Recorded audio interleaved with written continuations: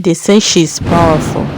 She is the cold ice of the sea, but more dangerous than fire. When she wants severally, no one dares her. Not even the most powerful priests and priestesses in the village.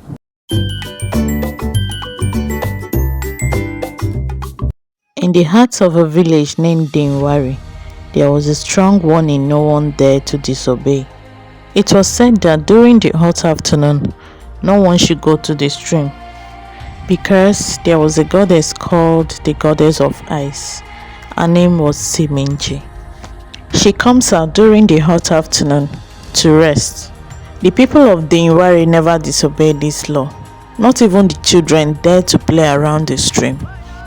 Even the birds of the sea dared not to be around the water at that time. Everyone obeyed this law for decades and the land remained peaceful as long as it was respected. Until Pastor Emeka came to Denwari. Pastor Emeka was a man with a terrible reputation.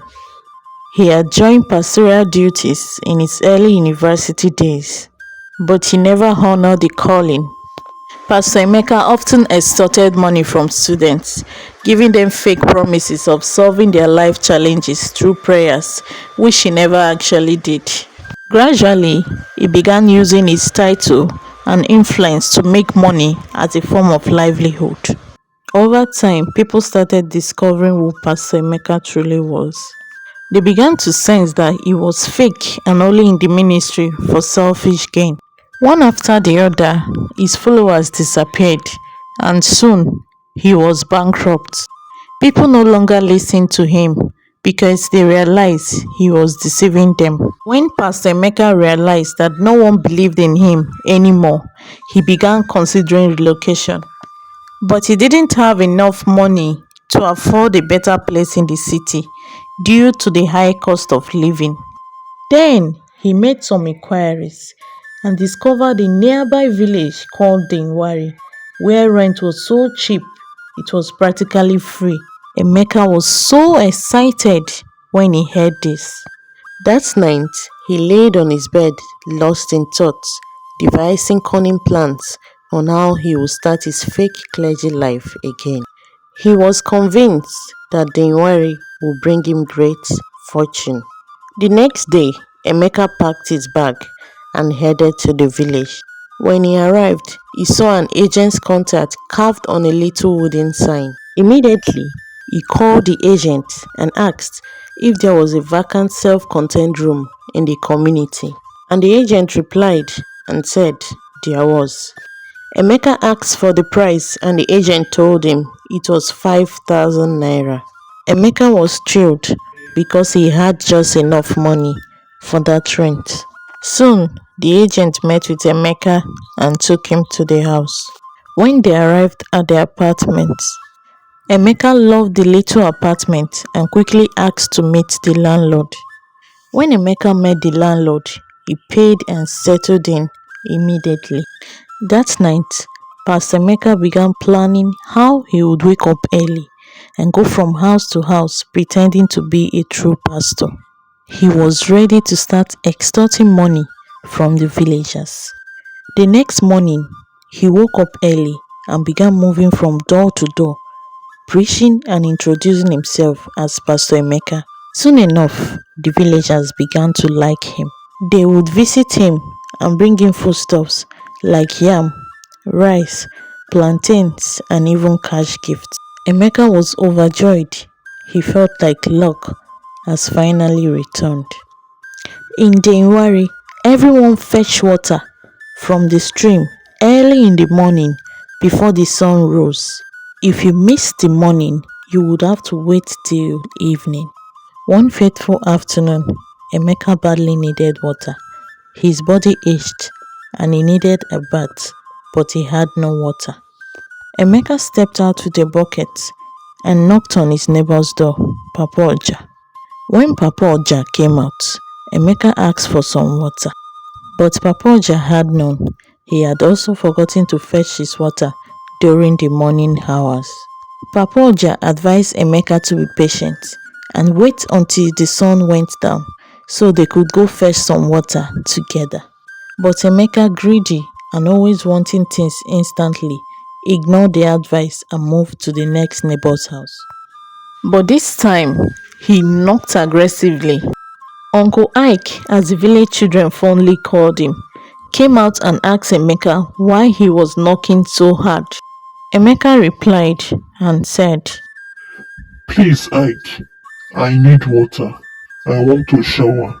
Give me some from your reservoir, please. Uncle Ike told him he had none either and advised him to wait till evening. And Emeka asked, why is everyone avoiding the stream during the afternoon? Why does no one go there? Uncle Ike was shocked that Emeka didn't know the law in their community, and he explained. In our land, once the sun comes up, no one dares to go to the stream. There is a goddess named Siminji, a giant mermaid of ice. She only comes out during the hot afternoon to cool her body and breastfeed her baby. Only a true powerful man can break this curse. If it is ever broken and Siminji is defeated, then we can go to the stream freely during the afternoon. As Uncle Ike narrated this, neighbors began to gather, listening to the conversation. After Emeka had finished listening to Ike, Emeka laughed a loud mocking laugh that could wake a sleeping child. Then Emeka said, Oh, Siminji, or whatever her name is powerless in my presence. Don't you know, I am a pastor called by God. He raised his shoulder in arrogance. Emeka claimed the stories were made up. While Emeka was still laughing and claiming the stories were made up, Uncle Ike cut in and insisted they were true, even though he himself had never dared to break the law. Papa Oja and others who were eavesdropping from their homes came out and warned Emeka seriously, but Emeka laughed at their serious faces and declared, Oh my God, this is so funny.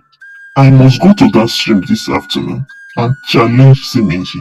I will make her powerless. Despite countless pleas from the villagers who were asking Pastor Emeka not to go to the stream, Pastor Emeka bluntly refused. He quickly went into his house, wore his best suit and best shoes, and came out holding a Bible that had several pages missing. He also carried his large bucket. He was all prepared to challenge Siminji. When the villagers saw him, they began begging him not to go. Some knelt before him begging, while others folded their arms in shock. A few, however, hoped he might be powerful enough to end Siminji's reign. Pastor Emeka assured them confidently, saying, I will fetch water from that stream and return. Oh, you will see, she is just a myth. The villagers, though fearful, allowed him to go. Pastor Emeka set off for the stream, singing fake songs of praise. As he walked through the bush path, several animals tried to distract him and block him, but he was determined to prove the villagers wrong. He whispered to himself, If I fetch this water, they will worship me. Yes, I will make them build a church for me. My fortune begins here. Yes. After a long walk, he reached the stream. When he reached the stream, lo and behold, to his horror, he saw Siminji, a gigantic mermaid, dark-skinned, with long flowing hair, her body sparkling like glass. Her upper half was a human and her tail was serpent-like. She sat in the middle of the stream, which has widened like an ocean because of her presence. And there she was, feeding her baby. Her glowing eyes, dark, cursed, and full of hatred, locked onto Emeka.